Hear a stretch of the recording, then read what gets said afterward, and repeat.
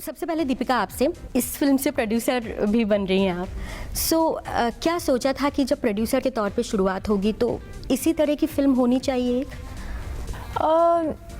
मतलब मैं हमेशा ये क्लैरिटी थी कि मैं ऐसी फिल्में करूँगी जहाँ पे मुझे लगता है कि मैं कुछ अच्छा कर रही हूँ, मैं एक थोड़ा सा एक रिस्पॉन्सिबिलिटी के साथ कर रही हूँ, जहाँ पे सोसाइटी के ऊपर थोड़ा सा एक पॉजिटिव असर हो।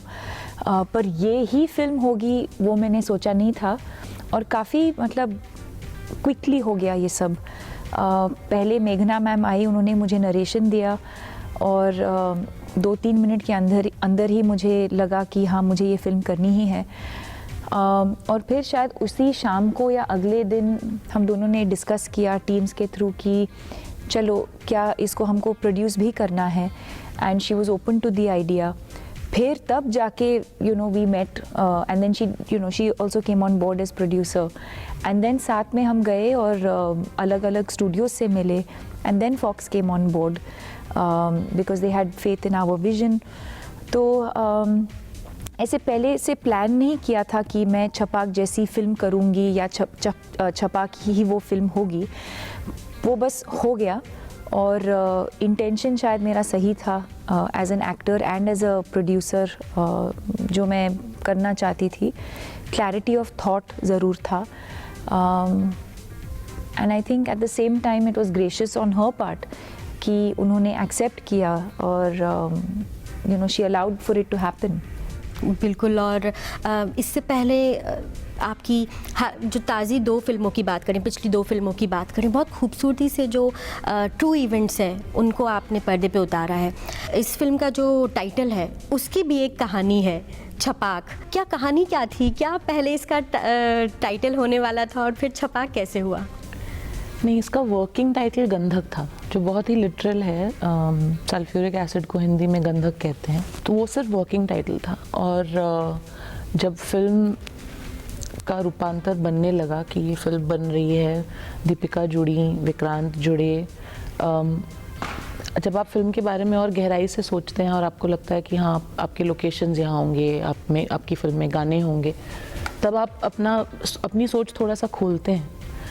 तब लगा कि अगर टाइटल सॉन्ग चाहिए तो गंधक लफ्ज़ थोड़ा सा मुश्किल होगा गाने में आना, या कानों में उतनी अच्छी तरह से सुनाई ना दे। तब छपाक लफ्ज़ सूझा दिमाग में कि उसमें एक नरमी है जो लिक्विड में होती है, लेकिन जब वो लिक्विड या वो स्प्लैश एसिड का होता है तब वो नरम बिल्कुल नहीं रहता, बहुत ही हानिकारक होता है। और फिल्म और मतलब कहानी भी ऐसी ही है। बिल्कुल। विक्रांत, जो आप रोल निभा रहे हैं, उस रोल को मोटे तौर पे देखती हूँ तो वो एक ऐसा लड़का है जो कि बहुत सारी जो सोसाइटी के सो कॉल्ड मानक हैं उनको तोड़ते हुए वो कुछ अपनी लाइफ में इस तरह की चीज़ें उसने की हैं।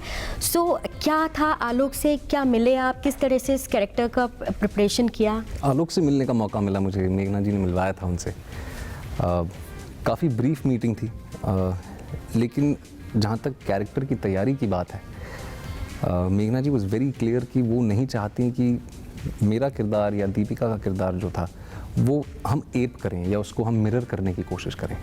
That was never the idea. She said out with a very clear vision कि probably I would want you to see the world like him, think like him, but make it your own eventually. And वही किया। तो ऐसी कोई ख़ास तैयारी नहीं करनी पड़ी, क्योंकि जो जहाँ पे हमारी फिल्म है, आलोक दीक्षित जो है उन्होंने रियलिटी में, he was a journalist, he left his job for this cause, he was leading a very sustainable life. तो वैसे कोई जर्नलिज्म के लिए कोई ख़ास तैयारी या एनजीओ प्रचारक बनने के लिए कोई ख़ास तैयारी नहीं करनी पड़ी। वर्ल्ड व्यू एक समझने की कोशिश की, and it's an amalgamation of so many things. क्योंकि आप जब 40 दिन 45 दिन शूट करते हैं तो रोज़ आप जब शूट करते हैं बहुत नई नई चीज़ें मिलती हैं, बहुत नई चीज़ें आप ऑन द स्पॉट भी एक्सप्लोर करते हैं। एंड या so I think like she was our guide and we had to rely on her, and I'm really glad that I could blindly trust her, and now we've seen the film and we are very happy with the way it's turned out. बिल्कुल, और वो trailer में भी उसकी झलक दिख जाती है। लेकिन दीपिका, किसी भी किरदार को पकड़ने के लिए, उसमें डूबने के लिए कहा जाता है कि उसको बहुत एक्सपीरियंस करना पड़ता है। एक्सपीरियंस जैसे रणवीर भी अपने कई इंटरव्यूज़ में कह चुके हैं कि जब वो पद्मावत की शूटिंग कर रहे थे तो उनको खिलजी जैसा माइंडसेट करना पड़ता है। तो आपने किस तरह से आपने किस तरह से उसको अब्जॉर्ब किया, क्योंकि वो पेन है, वो लाइफ को भी सेलिब्रेट कर रही है, बहुत सारे मुझे उसमें शेड्स दिखते हैं, बट आपने कैसे उसको अडॉप्ट किया? आई थिंक हर एक एक्टर का एक अलग प्रोसेस होता है। तो इस फिल्म के लिए बहुत सारे रीडिंग्स मेघना मैम के साथ, को एक्टर्स के साथ लुक टेस्ट किया, प्रोस्थेटिक का जो लुक था उस पर काम किया हम सब ने। पर आई थिंक जब तक हम इमोशनली वो चीज़ पकड़ में नहीं आती तब तक हम कभी परफॉर्म नहीं कर पाएंगे। चाहे जितनी भी आप मतलब एक्सटर्नली आप एक कैरेक्टर को अचीव करते हैं, एक लुक को, बट इमोशनली अगर आप कनेक्ट नहीं कर पाते हैं या अगर आप वो चीज़ महसूस नहीं करते हैं तो वो कभी हम उसको कन्वे नहीं कर पाएंगे। तो आई थिंक एक थोड़ा सा मतलब जो एक प्रेपरेशन होता है फिल्म स्टार्ट करने से पहले, वो तो मैंने किया ही है। But more than the physicality, emotionally Lakshmi की जो जर्नी रही है उस चीज़ को महसूस करना, फील करना, इंटरनलाइज करना, उसको उसके बारे में सोचना, वो मेरे लिए ज़्यादा इम्पोर्टेंट था। वो ज़्यादा इम्पोर्टेंट था। लेकिन मेघना, एक मोटे तौर पे अगर बात की जाए तो इस कहानी के अलावा मुझे लगता है कि ये फिल्म जो खूबसूरती की डेफिनेशन है, जो ब्यूटी की डेफिनेशन है, वो भी बदलने का काम करेगी। वो हमने कॉन्शियसली नहीं किया, लेकिन बहुत खुशी है हमें कि फर्स्ट लुक देख के, पोस्टर्स देख के, ट्रेलर देख के, मीडिया है, ऑडियंस है, उनमें ये भावना खुद ब खुद जागी है। ये कनेक्शन उन्होंने खुद बनाया है and we are just very happy, क्योंकि एक जो भी एक क्रिएटिव चीज़ होती है उसको जितने लोग जितनी ज़्यादा तरह से इंटरप्रेट करें उसी में उसकी सफलता होती है। बिल्कुल। और मुझे लगता है कि जैसा आपने बताया कि वो रिस्पांस आया है, तो भले ही आपने कॉन्शियसली नहीं किया है लेकिन वो मैसेज लोगों तक पहुंच गया है, हम लोगों तक पहुंच गया है। विक्रांत, इस फिल्म में जो आपका किरदार है वो अच्छा लड़का, एक जिसे हम कहते हैं कि नहीं ये अच्छा लड़का है, वैसा है। तो विक्रांत की नज़र में एक इस तरह का लड़का कैसा होता है? विक्रांत की नज़र में ऐसा ही एक अच्छा लड़का विक्रांत जैसा, आलोक जैसा, या किस तरह का? जैसे मैंने आपसे पहले कहा था कि वो एक मिश्रण होता है बहुत चीज़ों का, और एज एक्टर्स मेरा ये बिल्कुल, मैं ये नहीं मानता कि आप अपनी पहचान को, अपनी सोच को एंटायरली एम्प्टी करके कोई नया किरदार ले सकते हैं। There is always a part of you in the character, there is always a part of the character which remains within you, एक रेमिनेंट रह जाता है उसका। वो एक अच्छा इंसान है। अब ये वो सब्जेक्टिव है, क्योंकि जहाँ तक अमोल को मैं जानता हूँ, वो एंग्स्ट मेरे अंदर भी है, जो एंग्स्ट अमोल के अंदर है वो विक्रांत के अंदर भी है। रोज़मर्रा की ज़िंदगी में जो हम सोसाइटी के साथ उठते बैठते हैं, हम इस सोसाइटी से तो भाग नहीं सकते, रोज़ हमें यहीं जीना है। तो वो जो एक एंग्स्ट होती है एक इंसान की, वो मेरे अंदर भी है, मेरी भी शिकायतें हैं मेरे अंदर बहुत सारी। तो शायद इस किरदार के थ्रू मैंने अपने दिल की बात कही हो। या बिल्कुल।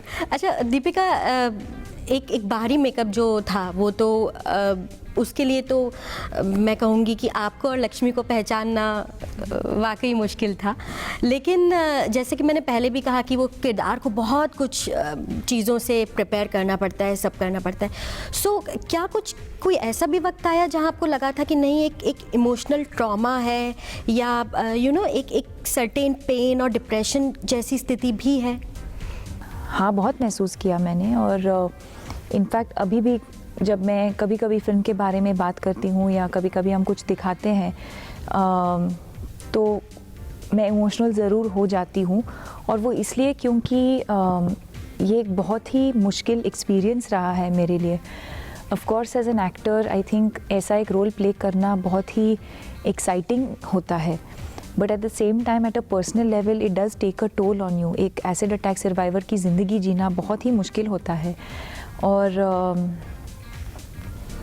पता नहीं क्यों that I'm attached to this character so much as compared to some of the other characters that I've played. पर अब वो हो गया है, तो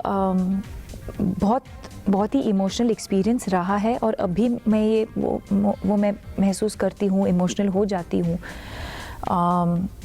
और जैसे विक्रांत और हम हमेशा बात करते हैं कि you always put a little bit of your self, जो मेरी खुद की जो पर्सनैलिटी है वो मैं अपने कैरेक्टर्स के अंदर मैं डालती हूँ थोड़ा बहुत, और जो कैरेक्टर्स मैं प्ले करती हूँ उससे मुझे बहुत कुछ सीखने को मिलता है, मैं उसे इम्बाइब करती हूँ, और वो कहीं ना कहीं वो ज़िंदगी भर वो रह जाता है।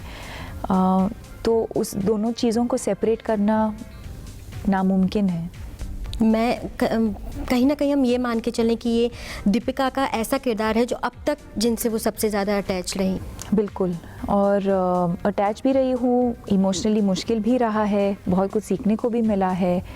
जो ऑन सेट एक्सपीरियंसेस भी रहे हैं हमारे, बहुत मज़ा भी किया है हमने। ऐसा नहीं है कि सिर्फ मतलब एक भारी हैवी फिल्म हम बना रहे हैं, इनफैक्ट एक बहुत ही एंगेजिंग एंटरटेनिंग फिल्म है ये, और बहुत ही मतलब अच्छे से बनी है ये फिल्म। ऐसा नहीं है कि I think we've had a lot of fun while making the film, we have faced some unusual situations also, but I think इस पूरी टीम की जो स्पिरिट है, जो एक एकता जो मैं देखती हूँ in everyone to make this happen, क्योंकि कहीं ना कहीं I think everybody who has worked on this film has done it in a very personal capacity.